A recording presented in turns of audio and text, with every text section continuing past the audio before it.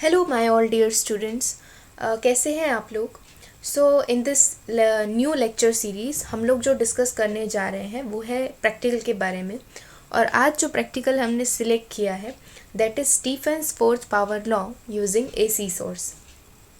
तो ये जो प्रैक्टिकल है वो बहुत सारे कॉलेजेस के और बहुत सारी यूनिवर्सिटी के बीएससी के फर्स्ट ईयर के करिकुलम में होता है। यहाँ पर टाइटल मैंने दिया है Stefan's fourth power law using AC source, लेकिन ये डीसी सोर्स की हेल्प से भी हो सकता है ये प्रैक्टिकल। तो पहले हम थोड़ा वाइवा डिस्कस करने से पहले इसके प्रोसीड्यूर वगैरह को भी देखेंगे and then the main thing we will discuss viva. क्योंकि फ्रेंड्स किसी भी प्रैक्टिकल में उसका आपको मेथड या उसके रीडिंग इतने इम्पॉर्टेंट नहीं है जितना कि उसका वाइवा इम्पॉर्टेंट है।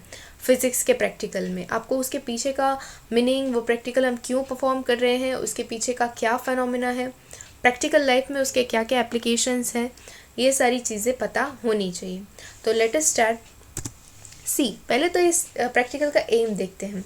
तो इस प्रैक्टिकल का एम जो है वो स्टीफन का जो फोर्थ पावर लॉ है उसको वेरीफाई करना है। जैसे कि मैंने कहा एसी और डीसी दोनों सोर्स की हेल्प से वो हो सकता है। ओके, देन इसमें एपरेटस क्या क्या चाहिए। तो इसमें एसी सोर्स की हेल्प से करेंगे तो एसी सोर्स चाहिए होगा, डीसी की हेल्प से करेंगे तो डीसी सोर्स चाहिए होगा, वोल्ट मीटर चाहिए होगा वोल्टेज मेजर करने के लिए, एमीटर और एक लैंप। यहाँ पर बहुत इंपॉर्टेंट फैक्टर है एक लैंप होना, ठीक है, क्योंकि जो हमारा बॉडी रेडिएट करेगा वो रेडिएशन के लिए हम लैंप का यूज़ करेंगे कि उसका रेडिएशन और वो सब हम मेजर करने वाले हैं। तो इसकी प्रोसीड्यूर क्या है। तो प्रोसीड्यूर में तो हम सर्किट को कनेक्ट करते हैं, जो बल्ब हमें दिया गया है उसको हम कनेक्ट करेंगे, सर्किट से कनेक्ट करेंगे और हम रेजिस्टेंस को चेंज करेंगे और उसके हेल्प से हम जैसे ही रेजिस्टेंस चेंज होगा हमें पता है कि वोल्टेज और करंट बदलेंगे, तो उसको हम कैलकुलेट करेंगे with the help of ammeter and voltmeter, ठीक है। और जिस तरह से एक ऑब्जर्वेशन टेबल आपको गिवन है यहाँ पर, ये इसका सर्किट है। तो आप सर्किट में देख सकते हैं, देखिए कि यहाँ पर डीसी पावर सप्लाई दिया है। ये सोर्स एसी भी हो सकता है पर यहाँ पर डीसी सर्किट में गिवन है।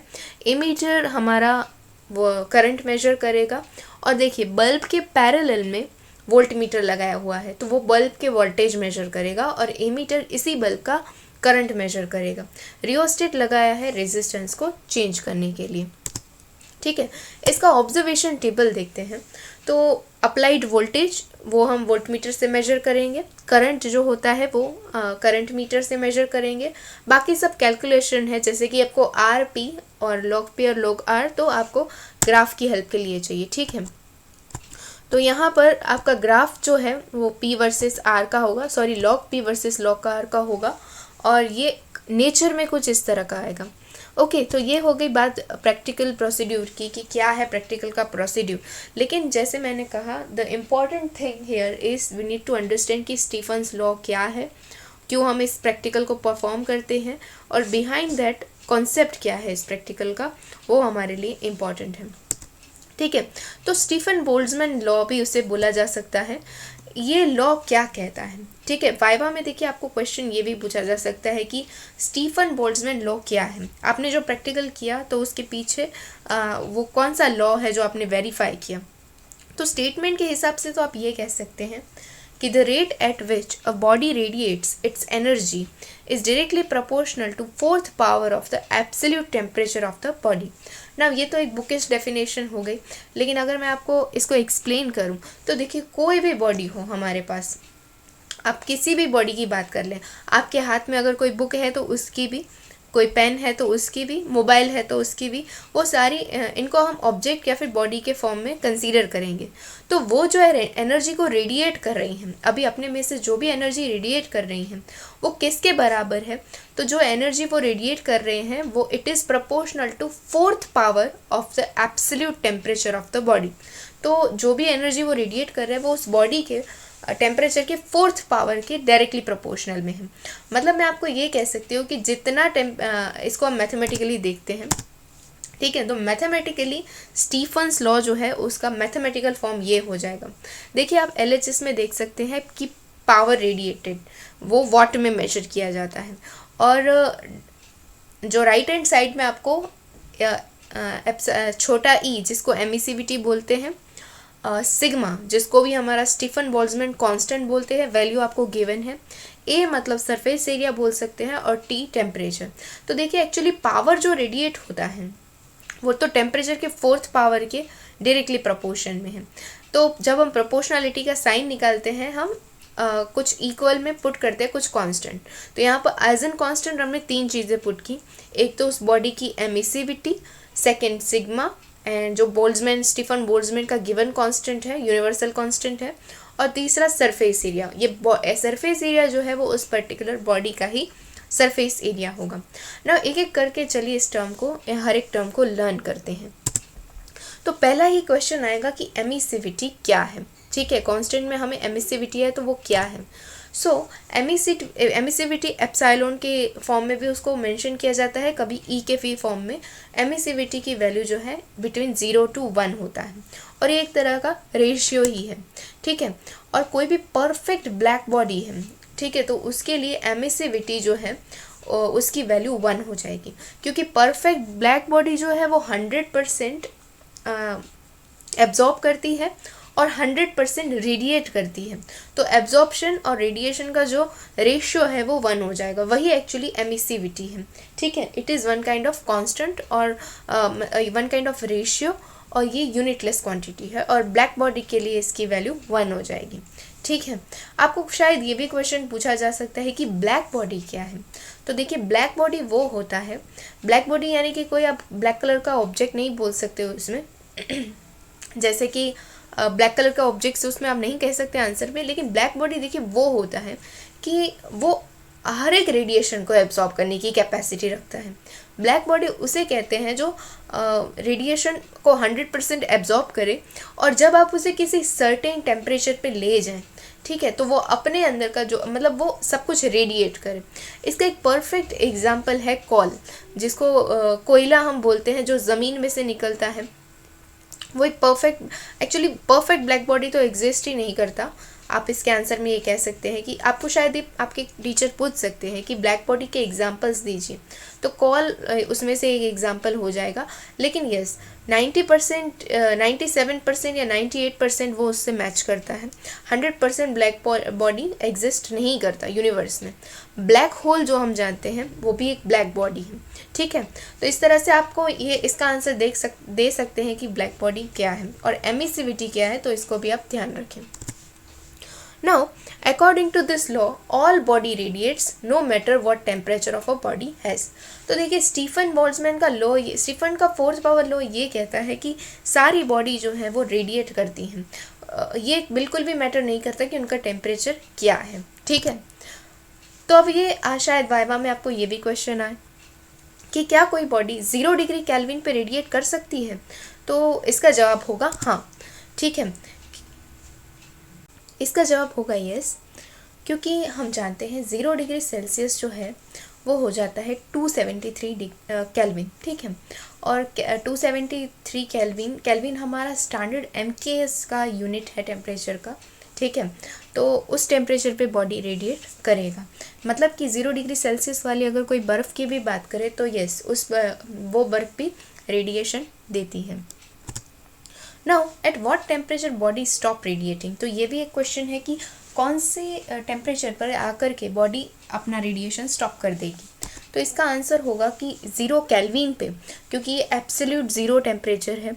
अगर आपको नहीं पता है तो आप ये बात जान ले कि मैक्सिमम टेम्परेचर की कोई लिमिट नहीं है, क्योंकि हम जानते हैं कि जो हमारे स्टार्स हैं उनका टेम्परेचर 6000 केल्विन तक है, कुछ का टेम्परेचर उससे भी ज़्यादा है। लेकिन मिनिमम टेम्परेचर की एक रेंज है कि 0 केल्विन यानी कि -273 डिग्री सेल्सियस, उससे लो टेम्परेचर पॉसिबल नहीं है, क्योंकि वो ट्रिपल पॉइंट वगैरह वाला एक लॉ आ जाता है उसमें। उसके बारे में हम कभी और लेक्चर में डिस्कस करेंगे। तो यस, इसके लिए आपको ये आंसर देना है कि at what temperature body stop radiating.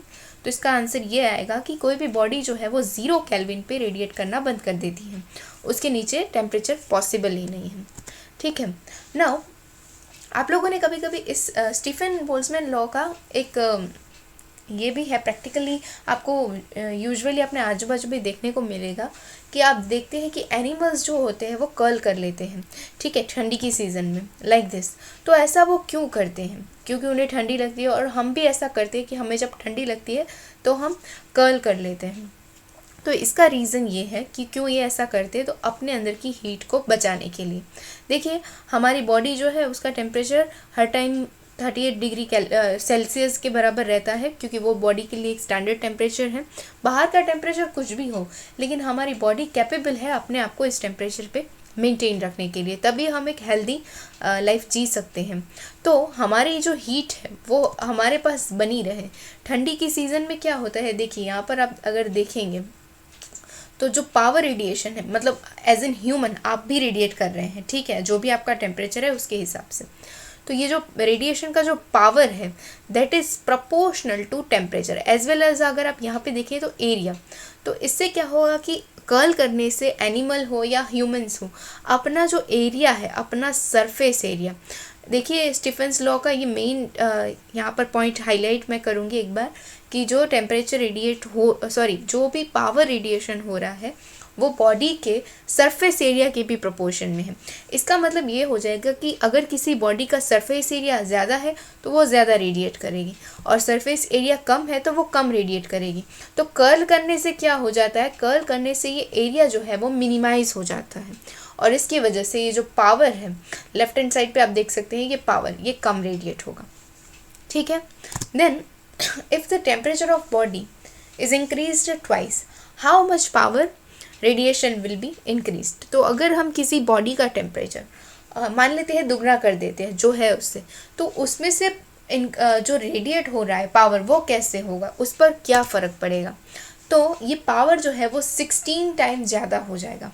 मतलब कि मान लीजिए अगर कोई बॉडी 25 डिग्री सेल्सियस टेम्परेचर पर है और वो कुछ पावर रेडिएट कर रही है, कोई भी रेडिएशन, अगर आप उसको डबल कर देते हैं, यानी कि उसका टेम्परेचर आप 50 डिग्री कर देते हैं, 25 से 50 कर देते हैं, तो उसके अंदर से जो रेडिएट होने वाला पावर है वो डबल हो जाएगा। ये भी यहाँ से इसी लॉ से हम प्रूव करेंगे। As you can see, power is proportional to the fourth power of temperature. तो देखिए मैथमेटिकली हम इसको ऐसे प्रूव कर सकते हैं कि लाइक अगर पावर को आपने ट्वाइस किया और इसको सिंप्लीफाई किया तो 16 टाइम्स ज़्यादा रेडिएट होगा, पहले से ये पावर 16 टाइम्स ज़्यादा रेडिएट होगा। तो इस कॉन्सेप्ट से हम समझ सकते हैं कि किसी भी बॉडी का टेम्परेचर दुगना करने से उसका जो पावर रेडिएशन है वो 16 गुना ज़्यादा हो जाएगा। और यही फैक्ट हम अप्लाई कर सकते हैं कि डिक्रीमेंट के टाइम में, if the temperature of body is decreased twice, how much the power radiation will B decreased. मतलब कि अगर किसी बॉडी का टेम्परेचर 2 गुना कम हो गया, ओके 25 है मान लीजिए 20 है और उसमें से 10 हो गया, तो उसका रेडिएशन भी जो है वो 16 टाइम कम हो जाएगा। इसको भी आप प्रीवियस मैथमेटिकल इक्वेशन से अपने आप से प्रूव कर सकते हैं। अब क्वेश्चन आता है व्हाट इज़ ब्लैक बॉडी। तो इसके हमने ऑलरेडी आंसर दे दिया कि ब्लैक बॉडी वो है, कोई आप ब्लैक कलर के किसी भी ऑब्जेक्ट का एग्जांपल उसमें नहीं दे सकते। ब्लैक बॉडी की एक स्टैंडर्ड डेफिनेशन है कि वो सब कुछ अपने अंदर एब्जॉर्ब करती है, और टाइम आने पर, यानी कि अगर आप उसको किसी सर्टेन टेम्परेचर पे ले जाए तो वो सब कुछ अपने अंदर से रेडिएट भी कर देती है। और इसका बेस्ट एग्जांपल है कॉल और ब्लैक होल। ये 2 एग्जांपल आप दे सकते हैं, हालांकि वो भी 100% ब्लैक बॉडी नहीं है, 99% तक है वो भी। दूसरा एक क्वेश्चन आएगा प्रैक्टिकली जो हम देखते हैं कि बर्ड्स जो हैं आप उनको इस फॉर्म में देखेंगे, विंटर के अंदर वो अपने जो विंग्स हैं, ठीक है, अपने जो फेदर्स हैं उनको इस तरह से स्वेल कर लेते हैं। तो ये ऐसा क्यों करते हैं, बर्ड्स का इस तरह से बिहेव करने का रीज़न क्या है। तो अगेन इसका रीज़न भी हम ये दे सकते हैं कि अपना एरिया से रिलेटेड है। एरिया जितना कम करेंगे तो वो अपना बर्ड्स अपने फैलाएंगे नहीं, पंख फैलाएंगे नहीं, तो एरिया सरफेस एरिया कम हो जाएगा, और इससे क्या होगा कि वो उनके अंदर की हीट जो है वो अपने पास रहेगी, वो उसका हीट लॉस नहीं होगा। नेक्स्ट क्वेश्चन है कि a blanket which keeps us warm in winter is able to protect ice from melting. ऐसा क्यों होता है कि जो ब्लैंकेट हम यूज़ करते हैं विंटर में ठंडी से बचने के लिए, अगर उसी ब्लैंकेट में आप आइस को रैप कर दें तो आइस जो है पिघलने से बच जाएगी, ठीक है। तो इसका क्या रीज़न है। तो देखिए blanket is made up of woollen cloth, जो ब्लैंकेट होते हैं वो ऊन के कपड़े के बने होते हैं। और ब्लैंकेट क्यों यूज़ करते हैं, तो देखिए ब्लैंकेट में कोई ऐसी क्वालिटी नहीं है कि वो आपको आगे से आके गर्मी दे जिस तरह से आपका हीटर देता है। हीटर हालांकि एक इलेक्ट्रिकल डिवाइस है जो कि रूम में गर्म हवा प्रोड्यूस करता है, गर्मी बनाए रखता है, लेकिन ब्लैंकेट कोई ऐसा डिवाइस नहीं है। ब्लैंकेट एक सिंपल सा वुलन क्लॉथ है, और वुलन जो है वो हीट का बहुत ही ख़राब कंडक्टर है। तो इससे क्या होता है कि आप जब ब्लैंकेट ओढ़ के सोते हैं, आपके अपने पास जो आपकी बॉडी की हीट है वो आपके खुद के पास रह जाती है, वो एनवायरनमेंट में लॉस नहीं होता उसका, ठीक है। तो इस तरह से जैसे ब्लैंकेट आपकी हीट को बचाए रखते हैं और आपको एक गर्मी फील होती है, आप विंटर में बच सकते हैं ठंडी से, उसी तरह से ब्लैंकेट जो है वो अगर आप उसके अंदर बर्फ़ को शायद रैप करके रख दे, बर्फ़ को जो है उसके अंदर प्रोटेक्ट करके रखे, तो बर्फ़ की भी जो ठंडी है एक तरह से जो हीट है बर्फ़ के अंदर, उसको भी वो एनवायरनमेंट में जाने से बचाएगा और आपकी बर्फ़ जो है वो मेल्ट होने से पिघल जाएगी। कभी अगर आपने आइस बॉक्स देखे होंगे तो वो भी थर्मोकोल मटेरियल से बनते हैं। उसको भी बनाने का रीज़न यही है कि थर्मोकोल भी हीट का बहुत ही ख़राब कंडक्टर है, ठीक है। Next question, why the top of the car has an woollen rough. तो आपने देखा होगा कि कार का जो ये रूफ़ होता है, अगर आप कभी नोटिस करेंगे तो ये जो रूफ़ होता है कार का वो ऊनी कपड़े से बना होता है, आप उसे टच करके भी देख सकते हैं। तो ऑब्वियस सा रीज़न है कि कार हम बाहर चलाएंगे, बाहर की गर्मी यानी कि सूरज की गर्मी कंटिन्यूसली उसके ऊपर पड़ती रहेगी। कार का जो छत होता है वो मेटल से बना होता है। Metal is a good conductor of heat, ठीक है। मेटल जो है हीट के अच्छे कंडक्टर है, इससे गर्मी जो है आपकी कार में एंटर हो सकती है and eventually you will feel very exhausted, क्योंकि कार काफ़ी छत जो है काफ़ी गर्म हो सकती है। लेकिन अगर आप यहाँ पर एक ऊन के कपड़े की परत लगाएं, ठीक है, टॉप ऑफ द कार में ऊन के कपड़े की यहाँ पर जो परत लगाए हैं, तो क्या होता है कि वो हीट को अंदर आने से रोक लेता है, as wool is a very bad conductor. तो ये इसका रीज़न है कि वुलन रूफ से बनी होती है। नाउ आपको शायद ये भी पूछा जा सकता है इस प्रैक्टिकल में कि good and bad conductor of heat कौन कौन से हैं, तो उसके आप एग्जांपल दे सकते हैं। जैसे कि गुड कंडक्टर की कैटेगरी में कॉपर जो है एक मेटल वो आता है, सिल्वर जो है बहुत अच्छा हीट कंडक्टर है, और एल्यूमिनियम।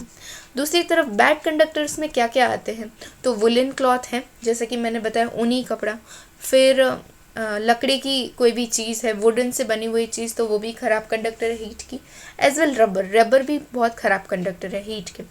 तो ये कुछ क्वेश्चंस थे। उसके अलावा भी आपको ये भी पूछा जा सकता है कि how heat transfer take radiation, क्योंकि ये पूरा रेडिएशन के ऊपर है, तो आपको ये भी क्वेश्चन आ सकता है। तो इसका आंसर आता है कंडक्शन, कन्वेक्शन और रेडिएशन। इन 3 फॉर्म में हीट रेडिएट करती है, मतलब हीट जो है वो ट्रांसफ़र करती है, नॉट रेडिएट। और रेडिएशन यहाँ पर बहुत इंपॉर्टेंट हो जाता है, क्योंकि कंडक्शन और कन्वेक्शन जो है वो लाइक कंडक्शन की प्रोसेस मेटल्स में होती है, सॉलिड ऑब्जेक्ट्स में होती है। कन्वेक्शन जो है वो लिक्विड फॉर्म में जो ऑब्जेक्ट मिलते हैं उनमें होती है। वाइल रेडिएशन जो है हमारे लिए इम्पॉर्टेंट है रेडिएशन, क्योंकि हमारे प्रैक्टिकल में रेडिएशन देखने को मिलता है, ठीक है, रेडिएशन के ऊपर है। और एक और चीज़, हीट का जो रेडिएशन है यहाँ पर वो इलेक्ट्रोमैग्नेटिक वेव के फॉर्म में है। तो आप इस चीज़ को भी अच्छे से याद रखें कि यहाँ पर जो हीट रेडिएशन हमें देखने को मिल रहा है वो इलेक्ट्रोमैग्नेटिक वेव के फॉर्म में होता है, ठीक है।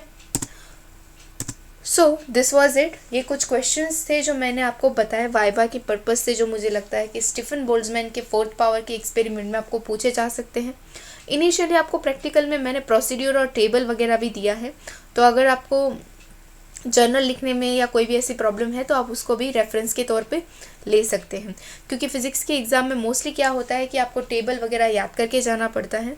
ये चीज़ काफ़ी आसान है, फिर भी कुछ स्टूडेंट्स को बहुत मुश्किल लगती है, तो आप उसका भी रेफरेंस ले सकते हैं।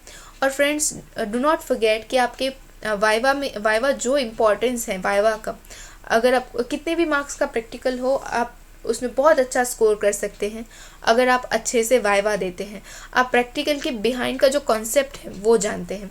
तो यहाँ हमारा जो Stephen 4th power law verify करना था और उसके पीछे के कुछ कॉन्सेप्ट मैंने आपको बताए। Next time in next lecture we will discuss some other practicals. Okay, thank you so much.